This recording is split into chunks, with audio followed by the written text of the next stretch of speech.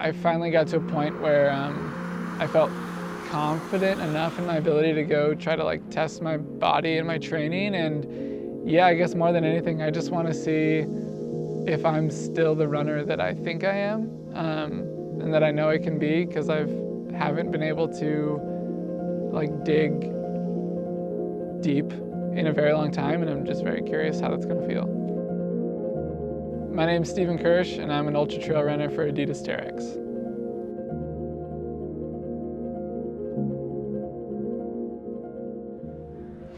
I think we're starting there, right? Oh no, we're starting there. That's the Ramona Falls. Then we're gonna run all the way. We are currently in Hood River, Oregon, getting ready to run the Timberline Trail, which is a 40-mile circumnavigation around Mount Hood. So you're telling me I gotta go run around that thing? Why do you think that was a good idea? I mean, realistically, you'd think it'd be more miles than that to run around it, so. I guess I'm doing this mostly because obviously right now we're in kind of a limbo with like races and opportunities to test your fitness and that kind of thing. So I wanted to go after fastest known time.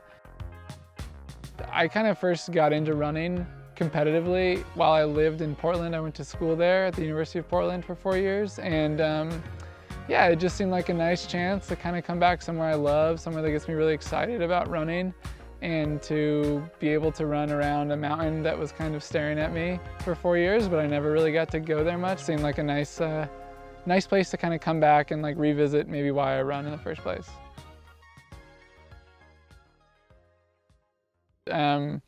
In August of 2019, I woke up and I thought I had a stress fracture in my foot. It was very swollen and it hurt, and I couldn't put any weight on it. So I went to a doctor who told me I had gout. And then within the week of getting that diagnosis, the pain in my foot had spread to most of my joints in my body. So my knees, my ankle, my elbow, my shoulder, was my neck. I like couldn't really move.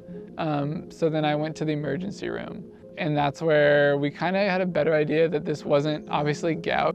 Basically, they thought I had an infection in my body that then kicked off this thing called reactive arthritis. There's not much you can do, and no one really knew what to do with like a really healthy 28-year-old who was showing symptoms of arthritis. So I had to go to a rheumatologist. Actually, I've gone to 2 rheumatologists, and finally what we've, I think, figured out the diagnosis is something called ankylosing spondylitis, which is an autoimmune disease, and it's something I'll ostensibly have for the rest of my life. Today is Simsia Day. We inject ourselves in the stomach with this prescription, and it makes us feel normal. Yeah, it used to be this cool pen, but now I'm on the syringe diet. It's a little, I don't like it as much, it's scarier.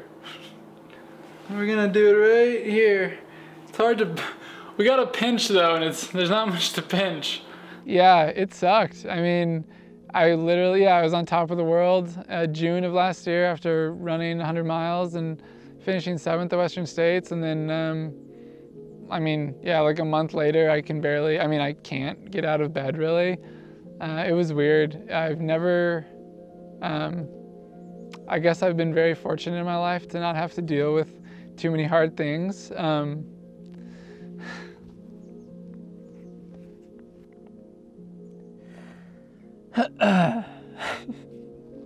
Yeah, so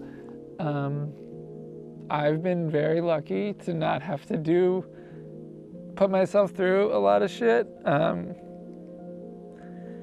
But yeah, that sucked.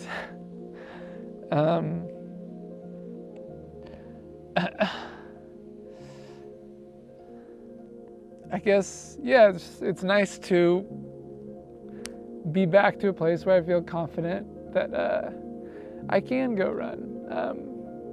Because, yeah, there was months where I never thought I'd do it again. So, yeah, maybe that's why. Why don't we take a quick...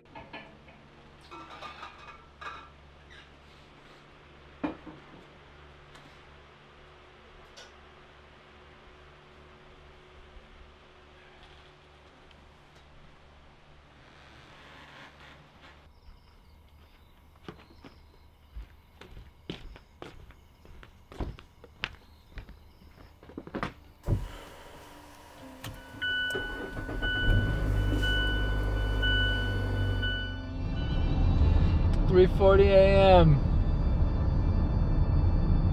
Classic. Hitting the road. If you're not waking up at 3 every morning, you're wasting your time. If I do this, I'm able to run the fastest known time. I think it would just confirm a lot of, it would maybe set aside some doubts I have about who I am as a runner right now, after dealing with, you know, all the setbacks and not really having any clear idea about how I stack up.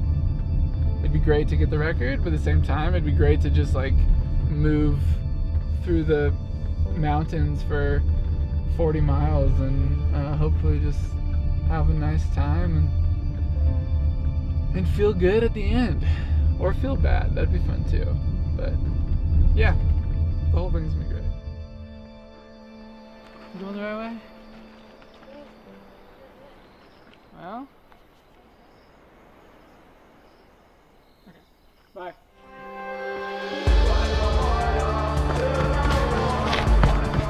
All right, we're like 3 miles in. We just got to the first water crossing. There's way more water than I thought. Just kind of had to ford it. We're almost to another one. Let's see what this one looks like. That's fucked.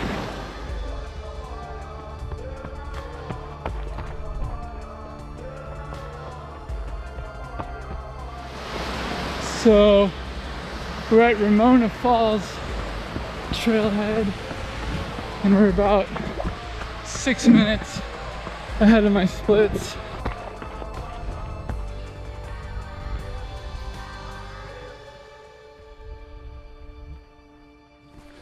Should probably cool it down a bit. Kind of put the knife in the heart of this thing too early. We'll see.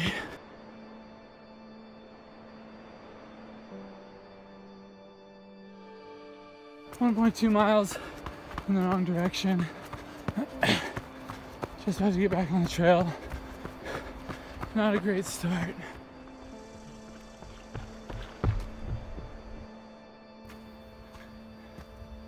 All right, so we're about 34 miles in. 6 hours and 10 minutes. It's going to very soon tick by on the watch.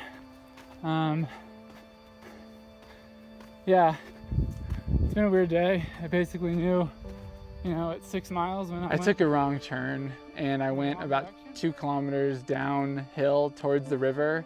And then I got to the river and I looked at my watch and I realized I was off course. And at that point I kind of threw up my hands, and it was always going to be very hard to get that record. And then when that happened, it was pretty much going to be impossible. So I threw myself a little tiny pity party, but then, you know, I still gave it a good effort, and for the next probably 10 to 12 miles, I held on to a glimmer of hope that maybe I could just keep chipping away and get back to it, to record pace, but it went out the window pretty quickly. And yeah, it just got to a point where it was all about just kind of celebrating the fact that I'm even out there, being able to do this. And once I had that kind of mind shift, I really started to enjoy myself. And just kind of take the day as it came. I think I'll try to run that again sometime.